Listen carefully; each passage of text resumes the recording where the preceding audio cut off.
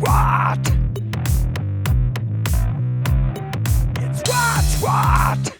Thank you for tuning in to What's What with Old Man Liver, your favorite fucked up freaky friend. And this time I'm coming with Mama Tess.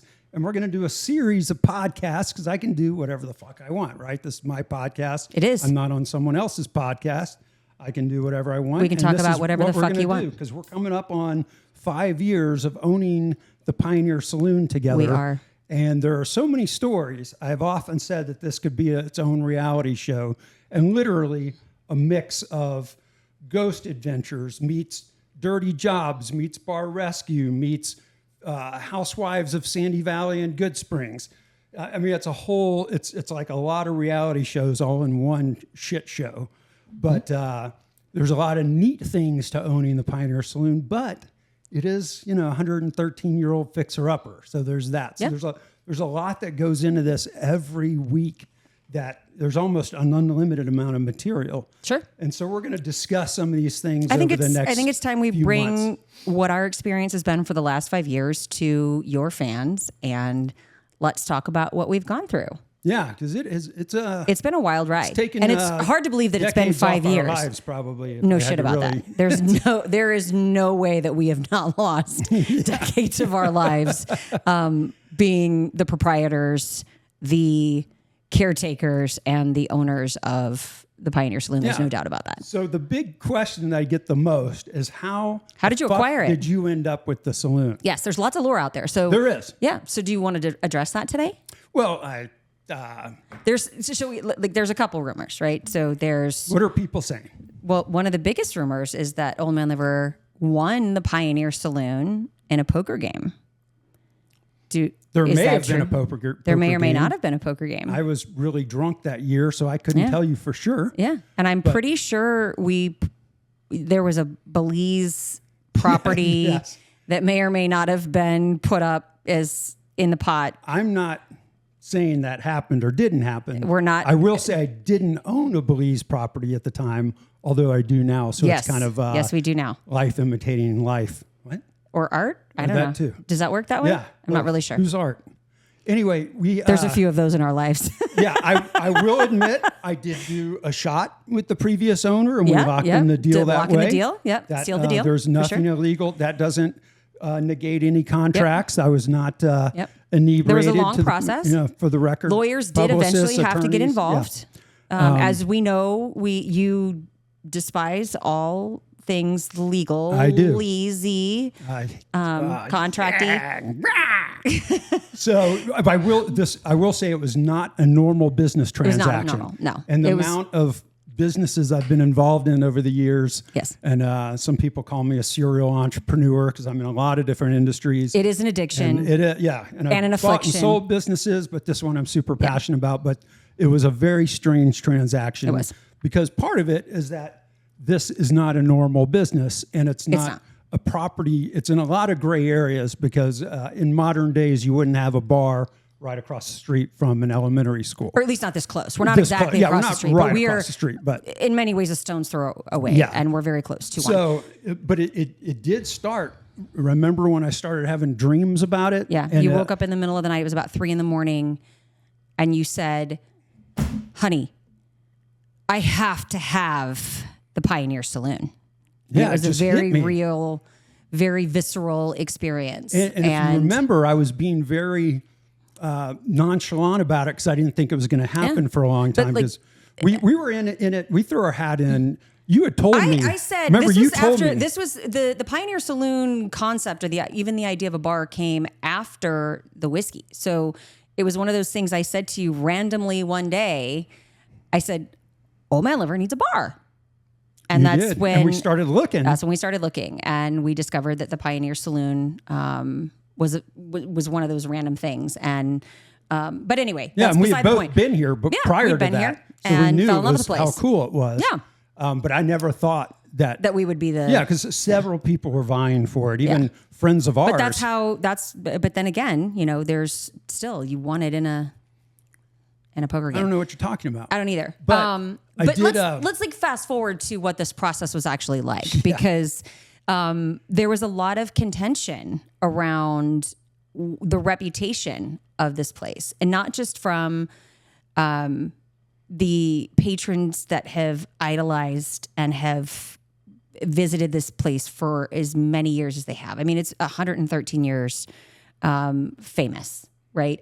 That's, I think, the best way to describe it. It's 113 years famous. Yeah, at the time it was 108 or 9 or 110 whatever. at the time, yeah. or I don't even know, yeah. 100, whatever.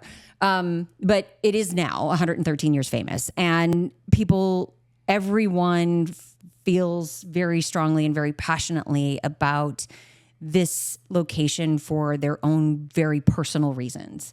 And it means something to everyone for very different reasons. Then there's also its significance within the community as a historical landmark.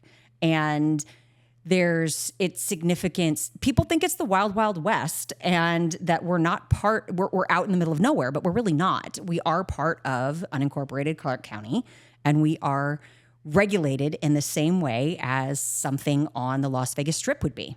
And that meant a lot of hurdles, a lot of red tape, a lot of bureaucratic bullshit, as we like to call it. Oh, yeah. Not that we have anything against doing things the right way, as much as Old Man Liver is against rules, as am I. Yeah. But we also sleep but well we at do it. night because we there's... still jump through the hoops. We do.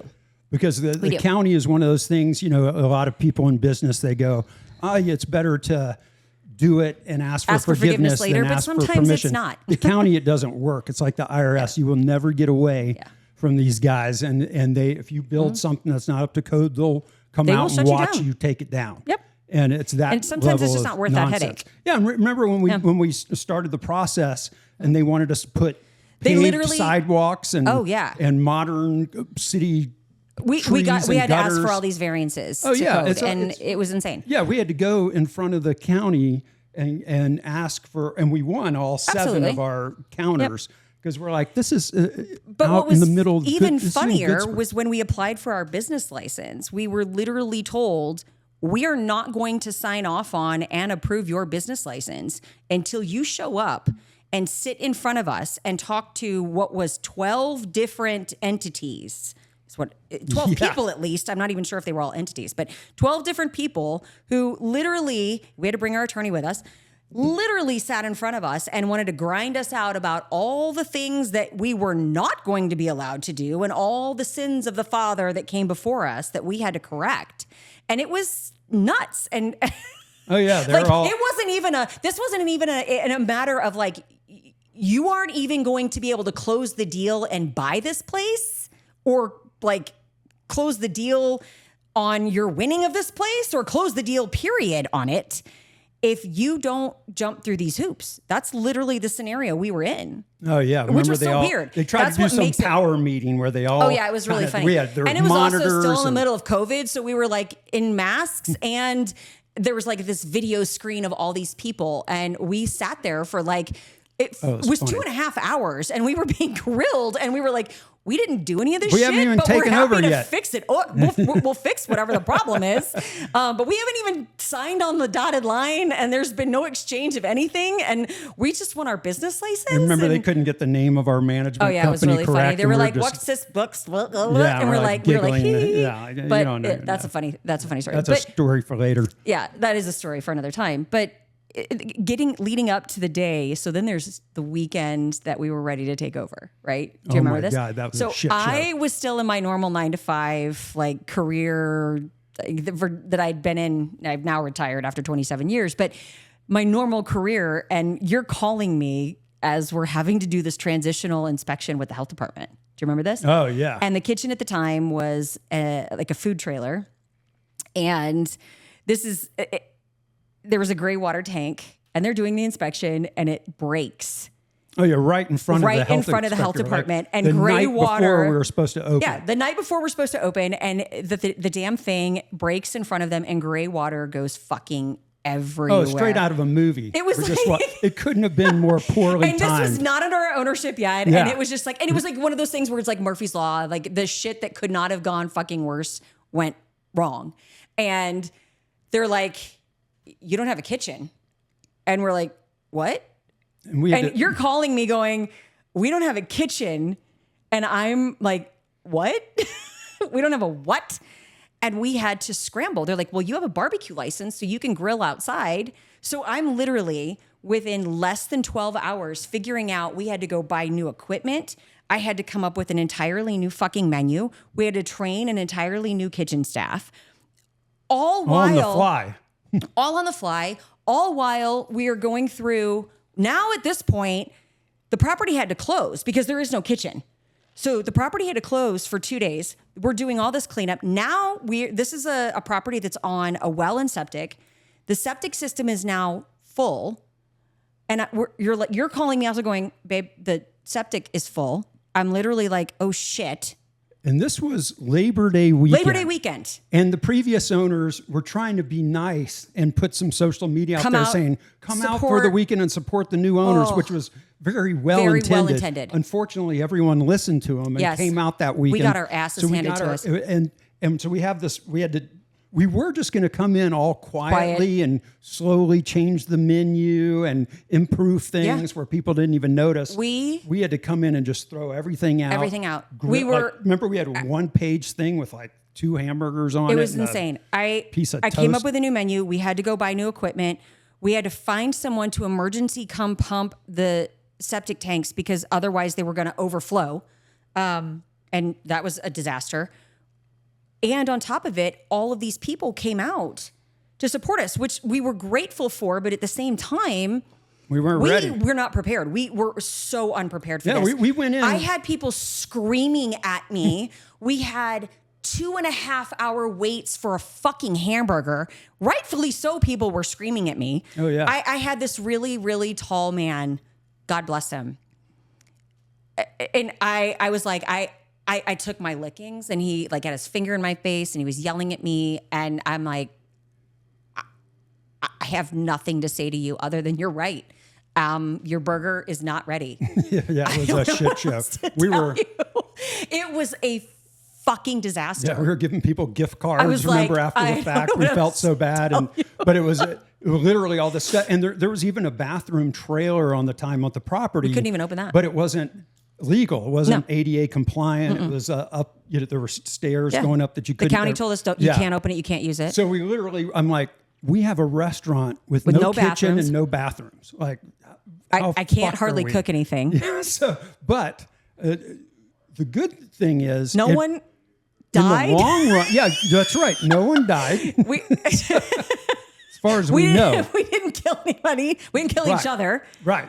That was, something to get through. Yeah. But yeah, so that whole weekend we had to just wing the shit out of it. Mm-hmm. And it was, and people were asking us, like, remember where are the whiskey barrels? Oh yeah, that was one of the criteria that the county had brought up because they had actually stopped the program with the previous owners because you can't legally go in and serve yourself your own alcohol. Right. And so people had their own keys to their whiskey barrels. And we were going to, even though the county said that we could not keep that program going whatsoever, we were going to still keep it there for aesthetics. And because it was cool with the barrels all stacked up and everything. But then the fire department was like, no, we consider these like when you think bombs. about it, they're like giant Molotov cocktails. I mean, if something were to have happened, there's 300 giant barrels of liquor that if one of them caught on fire, like this whole entire place goes up in flames. Yeah. And it's funny. I've some of those barrels had sat out in the 4 summers out here. Oh yeah. And do you want to talk about climate control? I'll drink anything, but I won't drink some of the shit I saw coming out of there. It looked like tar. The health department might have had a legitimate claim on. But hot and cold. Yeah, but we got all the shit for it, even though it wasn't our program and we didn't purposely stop it. But it was like, why'd you get rid of the whiskey barrels? Because eventually 2 people started stealing them. Yep. And when they were stacked up, you could get them easily over the wall. Easily. And so they were people's private property. So people are coming, where's my barrel? And we're like, we're sorry. I don't know what to tell you. We don't know what to do. We can't do anything. Yeah. And so we called everyone that we had contact info for and told them to pick up their barrels so they didn't get swiped. And they could take them home or bring them to their office. And unfortunately, the record keeping was very challenging. It was tough. Yeah. And we ended up still with like 25 barrels that we owned. So we still have them out here, and we use them for weddings and aesthetics and stuff like that. So it's still, but it was cool. But we was were a cool not concept. the one. But we were not the ones. The county I mean, in theory, though, like it was a challenge. Well, and we have our own whiskey anyway. Yeah, we do. So that's we do. as you pointed out, we had our own whiskey prior to owning the Pioneer Saloon. So and we can still do a lot of cool things, like we did. Buffalo Trace did a barrel exclusive to the for Pioneer Saloon. So we do a lot of cool things with whiskey. We do. And barrels, and our friend Dave Nordoff turned one of our Buffalo Trace barrels into a table. Very cool table. Yeah, that's going to be around the next 100 really years. Neat. So, we had all this stuff coming at us. Remember the county, another thing they said was we couldn't let people park in front of the Pioneer Saloon. Yeah. Because I guess at the time locals were complaining that people were pulling out in dangerous. the highway and it was dangerous. That was probably legitimacy to that, backing out in the highway. The theory, yeah. But we made a deal. If you could let us keep motorcycles up front, and horses, and they went for it. And so that was cool. We made whiskey out of lemons because that turned out, because it paid homage to our history as a biker bar and our history as an Old West saloon. Yeah. And so you can ride your horse still out have plenty here, of or your hog. A full acre of parking for everybody behind the saloon. Now, the funny thing that a lot of people don't know is that we don't own the surrounding lots to the Pioneer Saloon. So people come out and they don't think necessarily to park behind the saloon. Right. Parking they'll is park behind. across the street. It's not our that's property. actually someone's private property. So we can't encourage that, although it appears the people that own those lots don't care.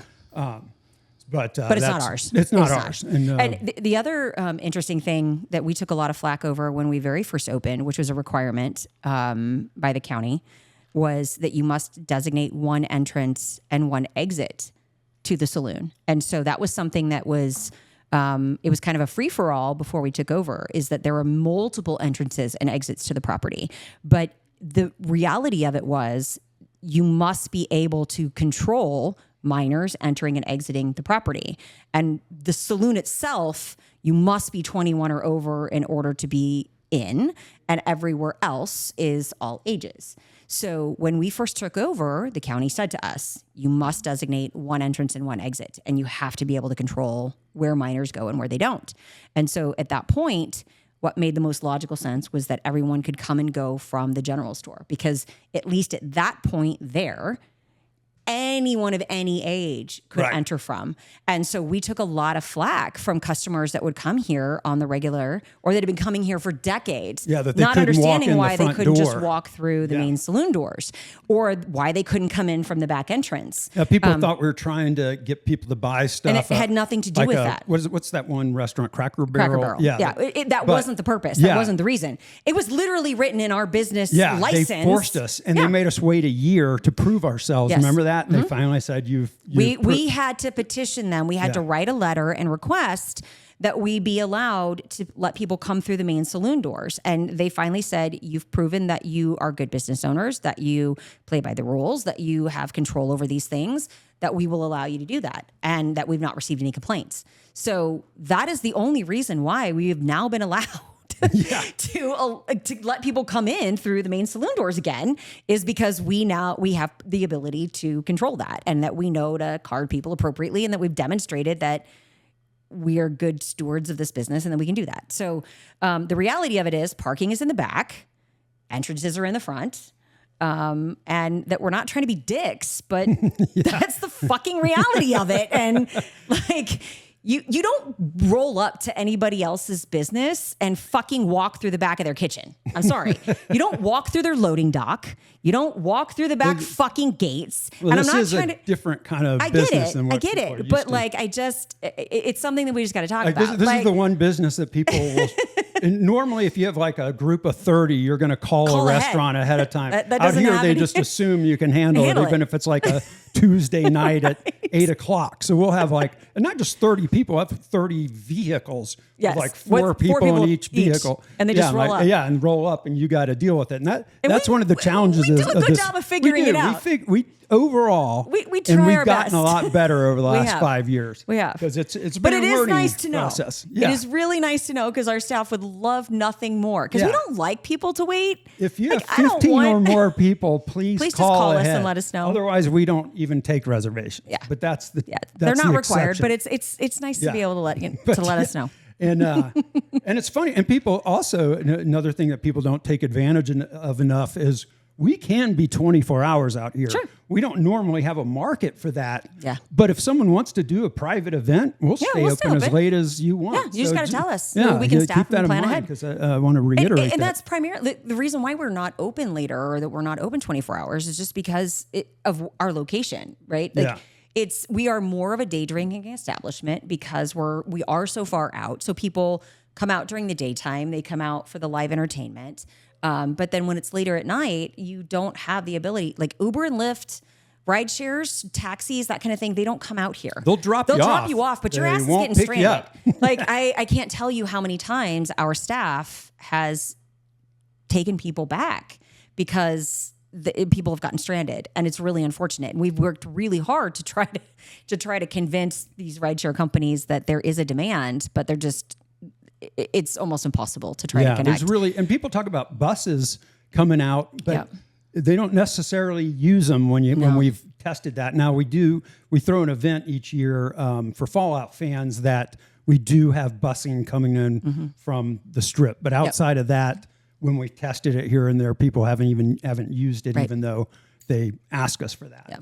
But eventually, hopefully, we'll have some more accommodations out here, because that's the problem. There's not a hotel out here. No. And another stupid fucking county thing is that Airbnbs are illegal in rural areas, which is stupid. You'd think it'd be the opposite. Like if anything, in the city is where you doubt a lot. But their excuse is that people are on their own wells out here and they can't regulate that. They're not regular. But all you do is have someone sign a disclaimer. I think there's ways or that whatever. the There's county ways can to eventually do it, get around that. It's But stupid. until that happens, it's really silly. But yeah, so that's a challenge that will hopefully.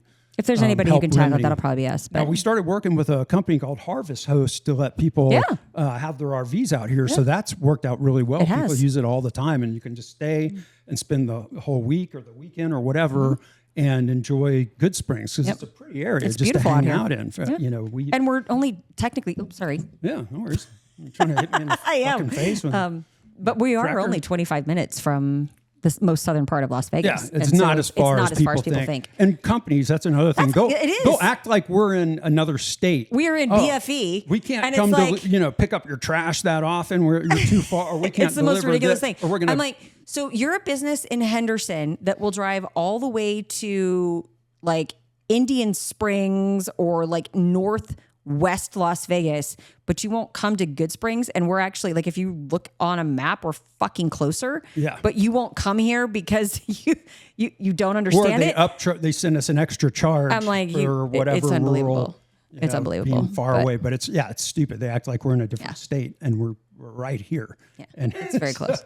But so that's another challenge we have out here, and that we've had to people just think, oh yeah, But this really has been a magical property, and it's been a magical experience, I think, in so many ways. As much as we've had challenges and crazy stuff that's happened, we've had a lot of fun along the way. When somebody says that this is their favorite bar in the world, or they had the best experience of their life, or they want to get married here and cherish that makes it all worth it. It does. That's where it's like, all right, It does. fighting with the county and fighting. It does.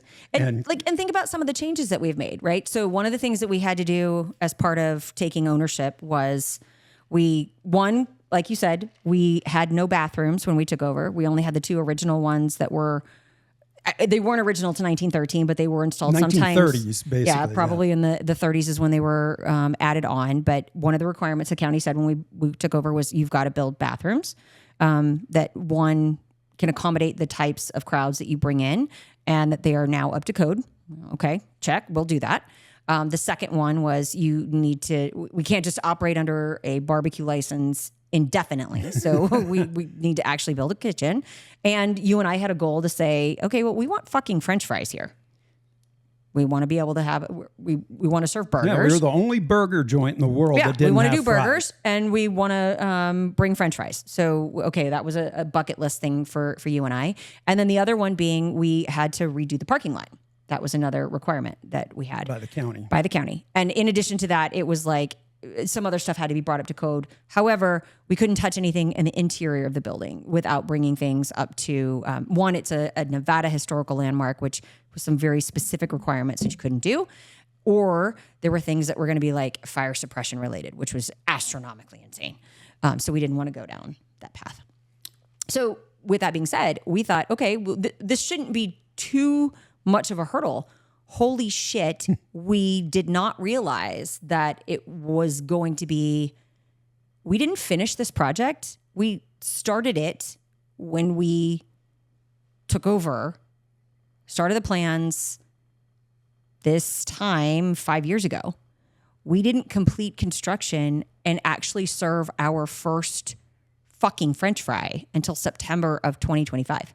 Yeah, it's crazy how long. That is how long it took us. Yeah, there were all kinds of things with the well and the parcels and connecting the part. It's been the amount insane. of bureaucracy, red tape, and hurdles, and how slow this process is, and the amount of inefficiency is unbelievable to me.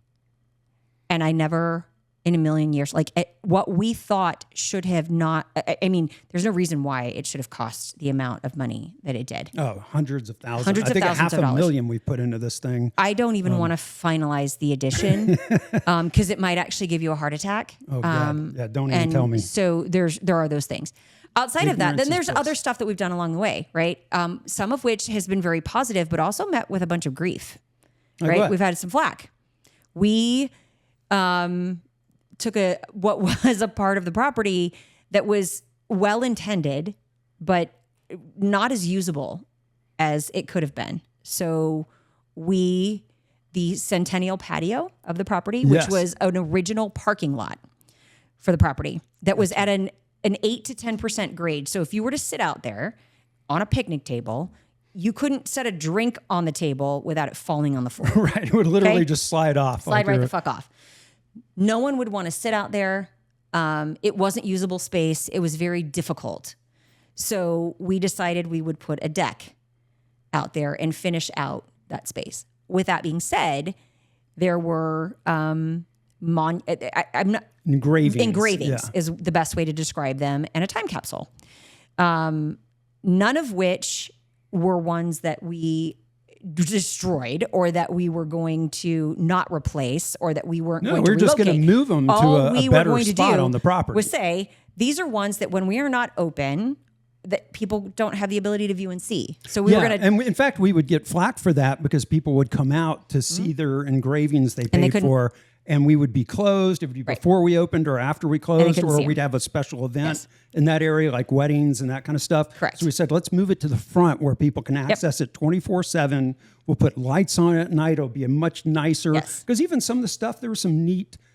military stories and stuff like the green hats and all that, and no one ever saw it. It was kind of hidden in the back, unless you were the family, coming or knew about it specifically. You didn't have the opportunity. But to me, really it was like understand important stuff that we wanted to share. That the public, it's good for the public to learn. So we were going to move everything to the front, and a couple of the during the process, a couple of the stones got broken. So we had. We laid them. We wanted to do it right and have the original company come back out and redo it exactly as it was. But we had them laid out, and somebody came and took pictures while they were laid out. Now, and acted like we threw them away or broke them on purpose or something. Like a couple other things I think that are really important to understand about this is we did not have any of the records for the original individuals who ordered these, who worked with the former owners on having them created. So we didn't have the ability to contact anyone to say, this is what we're doing. This is why we're doing it. This is the timeline. There was nothing.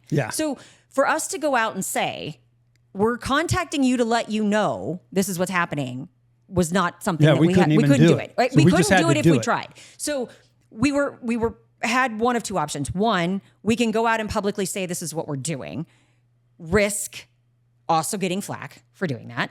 We can do what we did, which was to take it down, move things, and everything was going to be fine. Fix anything that was broken, which is exactly what we did.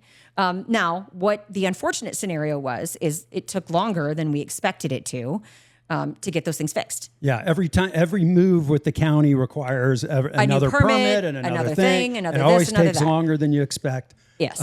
But the unfortunate thing is someone did come out and they took pictures. And rather than asking anyone here about what was going on, it went viral. Yeah. And it was very unfortunate. Yeah. And I think we've made so good much on that and had very good conversations with anyone who has asked questions or we've been able to explain but why that we one did really bothered me because it did bother you. And really it bothered me. Support the military and our veterans, and we do a lot of events throughout the year. And even our asshole association. And it was never our intention to be disrespectful or to do anything along those ways. Who would do that on purpose? No. And just to think that we would and not realize, they're fixing it. That's why they have it out like that to show and so now what needs to be fixed. 3/4 of the way done. Yeah. And it's so in a very better. prominent People location. Spend time taking pictures now and reading the stuff. And I think everybody will be very proud of where it is and what it looks like when it's done. Most of the engravings people did were just like ego things to get their name on the wall or their, and some of it was just their companies advertisement. and all that. Yeah. But a few were memorials Absolutely. and important military, like or loved family ones who members passed away. KIAs Absolutely. That was and we important. wanted to pay homage to all of that. Exactly. Yeah, for sure. But I think our setup now, if you haven't seen it yet, is really cool. Out in the front where everyone can access it. You have to walk by it no matter what. And there's still some engravings that need to be finished.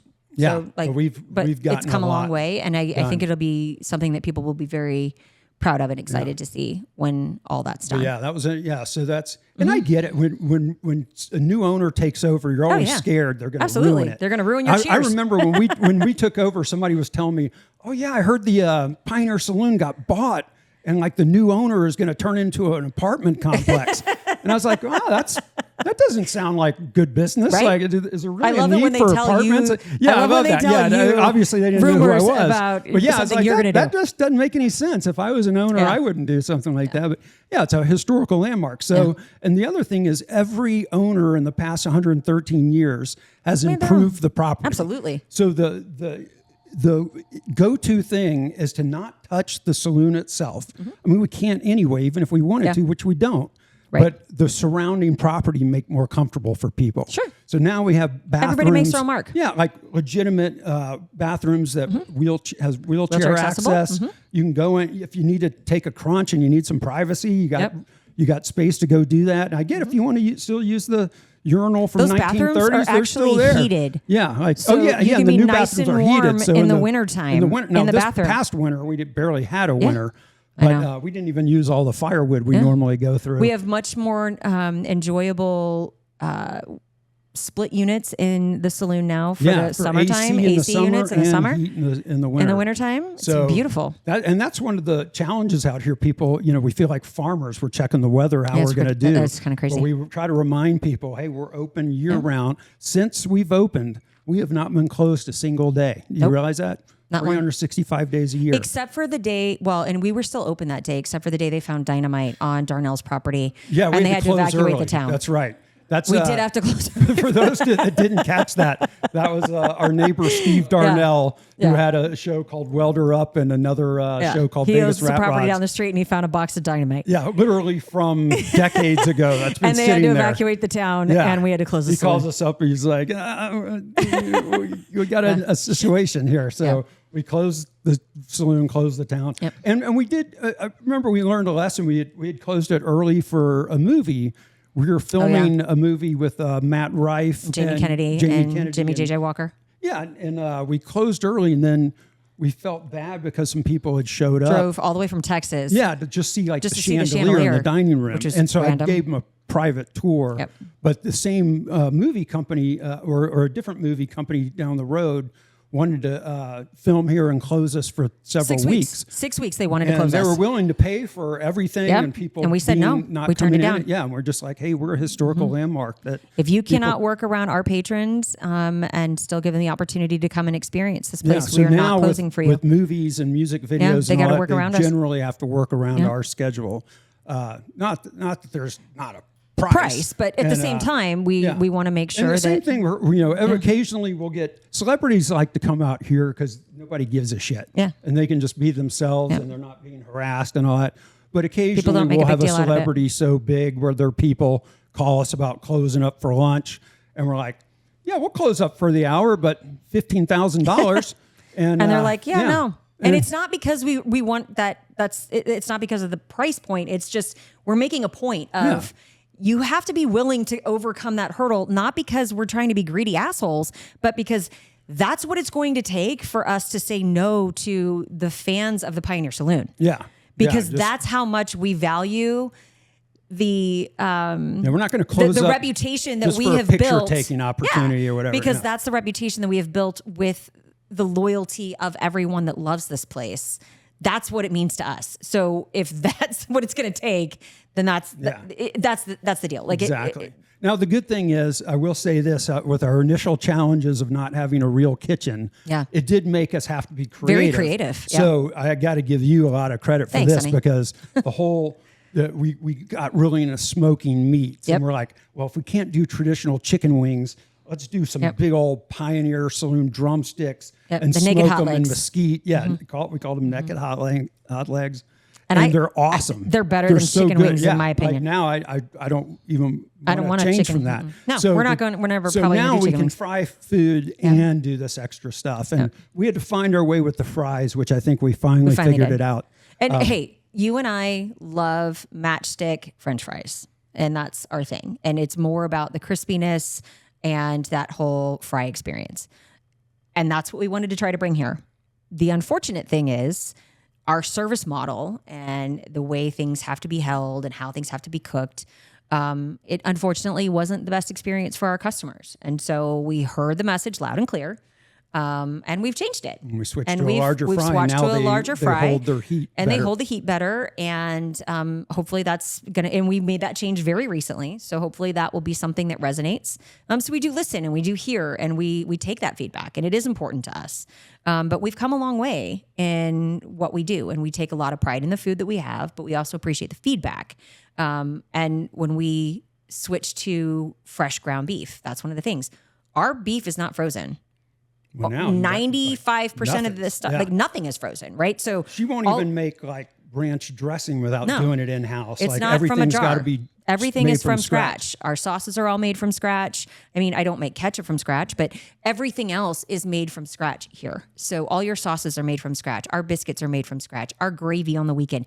Your sausage that you get for breakfast is made people from love it. scratch. Yeah, people love that We sausage. don't do bratwurst sausage links. We do a bratwurst patty. So that bratwurst is made in the form of a burger patty because it's easier than trying to put it in a casing, but it's made from scratch and it is delicious. So the horsey sauce that goes on it, all of that is made from scratch here, and our team takes a great deal of pride in it.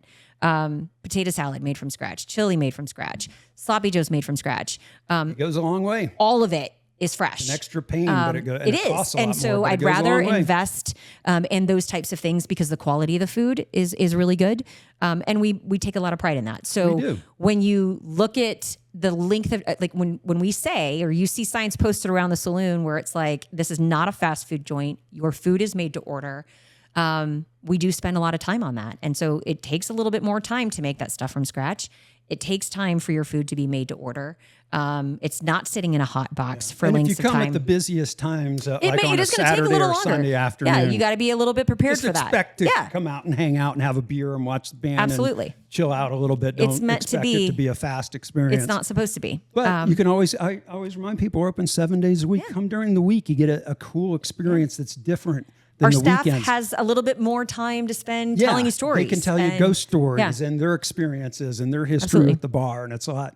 And you can have time to walk around in their space, and you can look Yep. at the stuff read the things on the walls. And there's so much. I mean, we got a little mini museum here. Absolutely. Which is phenomenal in its own right. Yeah. But anyway, we'll wrap this one up because we got stories for days out the wahoo, which we're going to just keep going with. And by the way, this is water that I'm drinking, not Old Man Liver nuclear vodka. I don't know what you're talking about. Well, that'll be the next that time. can be purchased at oldmanliver.com. And so thanks for tuning in and hearing some Pioneer history. We got a lot more coming to you in the coming weeks and months. So check back in with us weekly. This is Old Man Liver, Mama Tess. Woota. Woota!